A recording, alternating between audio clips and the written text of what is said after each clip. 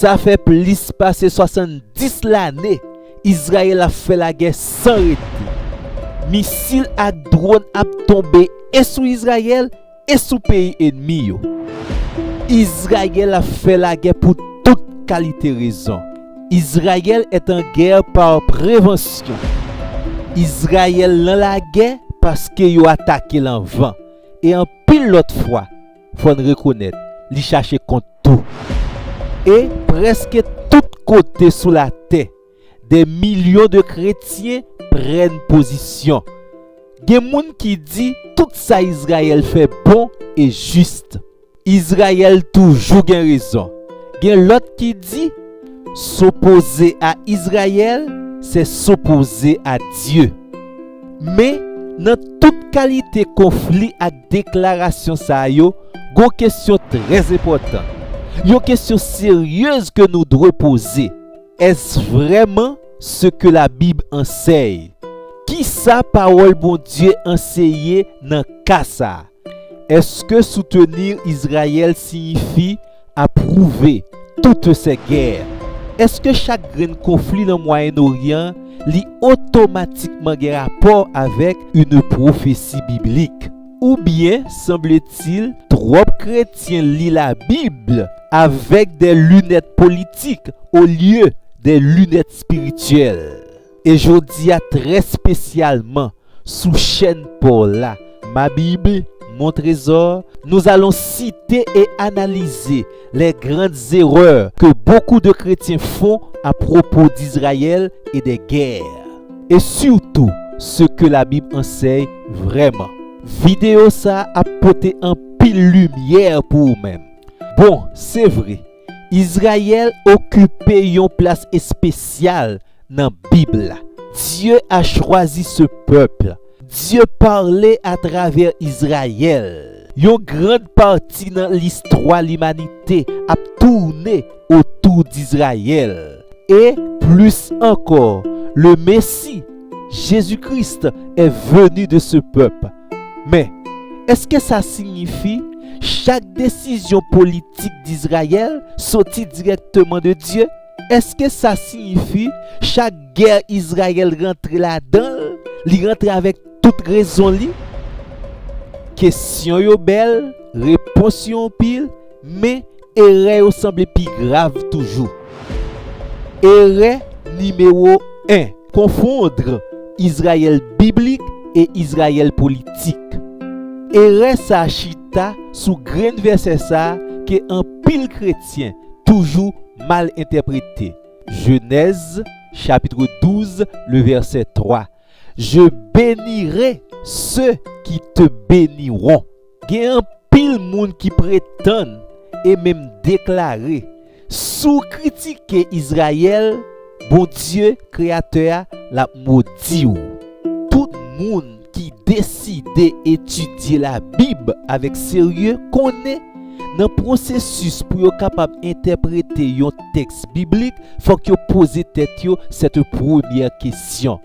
À qui Dieu parle-t-il à travers ce texte? Dans Genèse, chapitre 12, le verset 3, Dieu parle à une personne précise. Dans ce passage, Dieu lui adresse à un homme, à Israël. Dieu ne s'adresse pas à un État moderne. Dieu ne parle pas à une nation du 21e siècle. Dieu lui fait une alliance personnelle avec Abraham. Et dans l'alliance ça, Dieu lui promet à Abraham 3 éléments. 1. Une descendance. 2. Un pays. 3. Une bénédiction pour toutes les nations. Mais cette troisième promesse est la plus importante. La promesse centrale de ce texte concerne le Messie, le Seigneur Jésus-Christ. Dans le texte, ça, qualité promesse bon Dieu à Abraham, n'est pas seulement nationale, c'est une promesse universelle. Toutes les familles de la terre seront bénies. Cela signifie que Dieu avait un plan beaucoup plus grand que la politique ou la géographie. Dieu préparait la venue du Messie. Nouveau Testament explique nous très clair accomplissement promesse ça. Galates chapitre 3 verset 16. Les promesses ont été faites à Abraham et à sa descendance. Il n'est pas dit aux descendants comme s'il s'agissait de plusieurs, mais comme de seul, à ta descendance qui est Christ. Ici, Paul expliquait la promesse faite à Abraham trouve son accomplissement ultime dans Christ. En avancé. Bon, mais ça ne veut pas dire que le peuple Israël n'a pas qu'une importance, non? Non, tout le contraire. Nous voulons dire, promesse que nous jouons dans Genèse chapitre 12 là, li pas doit jamais utiliser comme un slogan politique. Personne ne doit utiliser Genèse chapitre 12 verset 3 pour justifier toutes les décisions politiques modernes d'Israël. Ça, c'est une mauvaise interprétation de ce texte. D'où c'est ça nous identifier pour nous-mêmes comme une première erreur en pile monde fait. En avancé. Erreur numéro 2. Croire que toutes les guerres d'Israël sont approuvées par Dieu. Bon, c'est vrai, dans l'Ancien Testament, certaines guerres ont été directement commandées ou ordonnées par Dieu. Un exemple que nous gagnons, c'est la guerre de Canaan. Raison qui était à la base de guerre ça c'est pour premièrement accomplir la promesse faite à Abraham. Deuxièmement, juger les nations extrêmement corrompues de Canaan. Troisièmement, établir le peuple d'Israël dans le pays. Toutes ces guerres étaient uniques et théologiques dans l'histoire biblique. Malheureusement, un pile chrétien fait erreur ça. Yo pensait que bon Dieu créateur, bon Dieu Israël, li approuvé toute guerre Israël dans la Bible et même guerre Israël a fait journée jodi. Non, mes amis, selon la Bible, toutes les guerres d'Israël ne sont pas justifiées par Dieu. Bible a enseigné qu'un pile guerre Israël te mené, mais bon Dieu te désapprouvé. Il y a quelques rois dans le pays Israël qui sont allés dans la guerre avec l'autre nation pour le pouvoir, l'expansion, la vengeance, la politique. Et dans cette situation, ça yo, bon Dieu, li pas approuvé action ça yo. Et même prophète yo te dénoncé action ça yo comme des injustices. Regardez dans Isaïe chapitre 1er, le verset 15, nous lit parole ça yo. Quand vous étendez vos mains, je détourne mes yeux de vous. Vos mains sont pleines de sang. Jugement, mon Dieu, t'est tombé sur Israël. Et c'est une raison qui fait que Babyloniens yo te vin déporter Israël pour une période de 70 ans. Tendez ça bien, amis moi. Dieu ne soutient pas un peuple automatiquement. Même le peuple de Dieu, le peuple que Dieu a choisi dans l'Ancien Testament a été repris, corrigé, jugé. D'où l'on osé déclarer que tout ça Israël fait dans la guerre ça yo forcément approuvé par Dieu. Ça, n'est pas une condamnation biblique, mais c'est surtout une simplification dangereuse. C'est une gros erreur que ça y est. On continue. Erreur numéro 3. Transformer chaque guerre en prophétie.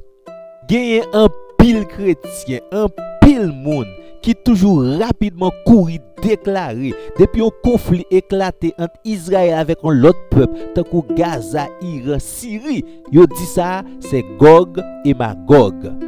Mais prophétie ça yo, si nous prenons réfléchir à tête reposée, ce sont des prophéties très complexes, oui. Par exemple, dans Ézéchiel, chapitre 38, chapitre 39, texte ça parlait d'un scénario eschatologique très précis. Ça veut dire bagay qui gen pour venir. Malheureusement, les gens prennent prophétie ça, li appliquer li avec une guerre qu'a fait journée jodi, ça c'est une erreur. C'est un comportement très dangereux. Toute guerre Israël a fait depuis l'année 1948 jusqu'à aujourd'hui. Nous pas doit automatiquement transformer yo tant que prophétie cap accompli. Chrétien fait pour le prudent en pile et éviter qualité erreur ça yo. Erreur pour pas transformer chaque guerre dans Moyen-Orient en prophétie de la fin des temps. Erreur numéro 4. Oubliez que le royaume de Dieu n'est pas politique. Gagner une déclaration fondamentale et même dramatique lors de son procès. Jésus se tient devant le gouverneur romain Ponce Pilate et Pilate pose Jésus question politique ça. Es-tu le roi des Juifs? Pilate pose Jésus une question. Li mandel, est-ce qu'on sont leader politique? Est-ce qu'on sont révolutionnaire? Et la réponse de Jésus est l'une des déclarations les plus importantes sur la nature de son royaume. Jean chapitre 18 verset 36. Jésus déclare: mon royaume n'est pas de ce monde. Jésus ne dit pas que son royaume n'existe pas. Il dit que son royaume n'a pas la même origine ni la même nature que les royaumes politiques. Même disciples Jésus ont pensé que le Seigneur Jésus t'a établi un royaume politique sur Israël. Ils ont imaginé que la libération du joug romain est finalement venue parce que le Seigneur est là. Ils ont imaginé que la restauration de la puissance nationale d'Israël, ça va le déclarer rapidement parce que le Seigneur Jésus est là. Ils ont même pensé que Jésus t'a établi trône dans Jérusalem à cette époque. Après la résurrection, ils ont posé Jésus même question. Seigneur, est-ce en ce temps-là que tu rétabliras le royaume pour Israël? Actes des apôtres, chapitre 1er, le verset 6. Mais heureusement, Jésus t'a orienté au regard dans l'autre monde, dans l'autre réalité spirituelle. La vérité, c'est que le royaume de Dieu est spirituel avant d'être visible. Le royaume de Dieu est dans le cœur. Ce royaume est au milieu de vous, dit Jésus en Luc, chapitre 17, verset 21.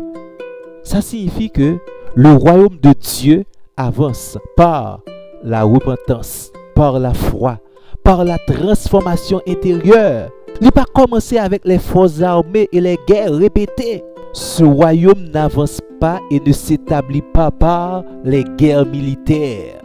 Malheureusement, il y a un pile chrétien qui politise la foi. Il veut faire comprendre que le royaume de Dieu est politique. Ça, c'est un coquin chaîne erré. Tenez ça bien. L'église de Dieu n'est pas appelée à défendre un État. La mission biblique de l'église est, premièrement, exalter Dieu par la louange, l'adoration et l'obéissance à Dieu. Édifier l'église de Dieu et surtout évangéliser le monde, annoncer l'évangile, préparer le monde au retour de Christ. Les apôtres de Jésus ont prêché dans un empire puissant, l'empire romain. Et pourtant, ils n'ont jamais essayé de créer un mouvement politique pour défendre le pouvoir. Ils ont proclamé une chose: Jésus-Christ et Jésus-Christ ressuscité. Chaque chrétien fait pour demander bon Dieu le discernement spirituel pour ne pas tomber dans aucune chaîne errée ça, pour ne pas croire et accepter que les missiles, les drones font avancer le royaume de Dieu. On avance pour erreur numéro 5 là. Il formule comme ça: avoir de la compassion seulement pour un camp, ou bien idolâtrer Israël sans s'en rendre compte. Malheureusement, les yon guerre déclaré, gen pile moun rapidement yo couri prend position, yo choisi yon camp et puis yo commencé développer yon compassion à l'extrême uniquement pour ce camp. Dans les conflits et les guerres du Moyen-Orient, certains chrétiens expriment beaucoup d'émotions, beaucoup de compassion pour la souffrance d'un peuple, mais très peu pour la souffrance de l'autre. Et amis moi, c'est pas dit tout ça non l'évangile enseigne nous. L'évangile Jésus-Christ l'a enseigné nous pour nous gagner un cœur qui dépasse les frontières. En référence, nous connaissons Jean 3 verset 16. Car Dieu a tant aimé le monde qu'il a donné son Fils unique. Remarquez bien ce mot, le monde. Cela signifie que l'amour de Dieu n'est pas limité à une nation, à une culture, à un peuple particulier. L'amour de Dieu n'est pas limité à Israël. Dieu aime tous les peuples de la terre. Chaque personne est créée à l'image de Dieu. Ça veut dire chaque grain de monde qui vit ici-bas, il a une valeur spéciale aux yeux de Dieu. Chrétien qui lit et mette en application la parole de Dieu, il fait pour éviter pour ne pas tomber dans le danger d'une compassion sélective. Dès pour tomber dans la qualité RSA, ou pour déformer le message de l'évangile. Ou pour tourner un religieux partisan. Et ça va empêcher de refléter le cœur de Dieu. Face aux guerres et aux tensions internationales, le chrétien doit pleurer avec ceux qui pleurent, prier pour la paix, aimer tous les peuples, reconnaître que derrière chaque conflit, il y a des familles brisées, des enfants traumatisés, des vies détruites. Zami mwen yo pas jamais oublié, derrière les discours politiques, derrière les drapeaux, derrière les idéologies, il y a des vies humaines, des enfants qui ont peur, des parents qui pleurent. Et c'est le moment pour me rappeler, il y a dans l'évangile une vérité simple mais profonde. Dieu aime chaque personne, quelle que soit sa nationalité, qu'elle soit israélienne, palestinienne, iranienne ou de n'importe quelle nation. Chrétien pas capable d'aimer un peuple et puis pour ignorer tous les autres peuples. Chrétien t'a fait pour le faire attention pour ne pas tomber dans aucune chaîne RSA. Avoir de la compassion seulement pour un camp. Erreur numéro 6. Confondre soutien spirituel et fanatisme. C'est vrai, la parole de Dieu, la Bible, l'y encourage nous pour nous prier pour Israël. Psaume 122, le verset 6. Demandez la paix de Jérusalem. Mais la Bible, la parole de Dieu, ne demande pas un soutien aveugle. Prier pour un peuple n'est pas la même chose que justifier tout ce que fait ce peuple. C'est vrai, prier pour Israël est une attitude biblique. Ça signifie demander bon Dieu la paix pour la région, la protection pour les innocents, la conversion des cœurs. Mais pas qu'un côté dans la Bible l'alimenter pour fermer géo sur l'injustice. Qui t'aime expliquer un cas et puis on répondre moi est-ce que ça ce n'est pas de l'idolâtrie. Par exemple, un chrétien qui déclarait qu'Israël ne peut jamais se tromper. Toutes les décisions d'Israël sont toujours justes. Tous les autres peuples doivent défendre Israël coûte que coûte. Moi pas connais sou est réel là non, ça signifie un manque de discernement spirituel ou bien simplement un manque de loyauté. Justifier la violence au nom de la foi chrétienne, ça c'est une erreur que un chrétien pas doit jamais tomber là-dedans. C'est vrai, aimer un peuple est biblique, Prier pour Israël est biblique, mais idolâtrer un État, justifier la violence, ignorer la justice, ce n'est pas de la foi. Et n'a rappelé, le chrétien ne suit pas un drapeau. Le chrétien suit une personne, Jésus-Christ.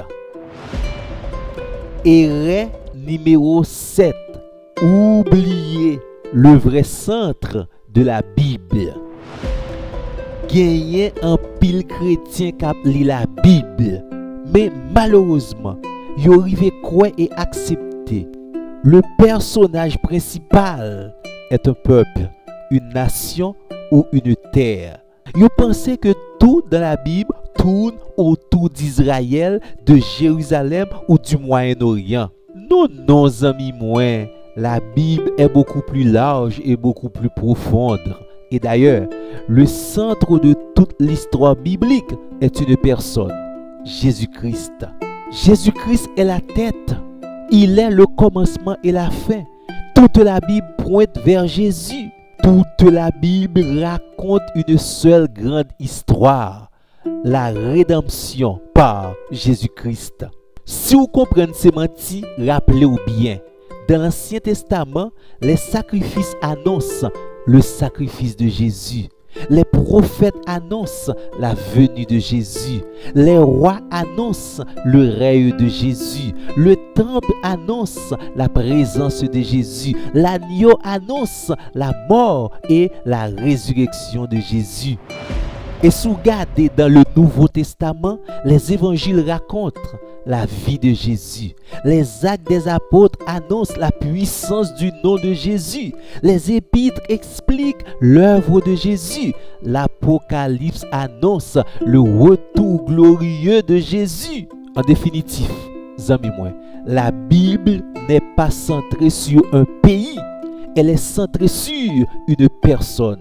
Et, si vous comprenez ça bien, Israël lui-même existe pour révéler le Messie. D'ailleurs, Dieu a choisi Israël pour une mission précise. Préserver la révélation divine, transmettre les Écritures, faire venir le Messie dans l'histoire. Malheureusement, de nos jours, même parmi les chrétiens, on déplace le centre. Nous commettons paquet d'erreurs. Nous plus parler d'Israël que de Jésus. Nous plus parler de la géopolitique que de l'évangile. Nous plus analyser les guerres que la croix de Jésus. Nous plus suivre prophétie et n'oublier sauveur. Tenez ça bien, amis. La fin du monde ne tourne pas autour d'Israël. La fin du monde tourne autour de Jésus. C'est Jésus qui est l'agneau immolé. Et si vous comprenez bien, la vraie question, ce n'est pas que va faire Israël, que va faire l'Iran, que va faire l'Amérique. La vraie question est, que faisons-nous de Jésus? Qu'on y a amis, pour éviter et rester à yo, ou doit commencer à lire et interpréter la parole de Dieu dans son contexte.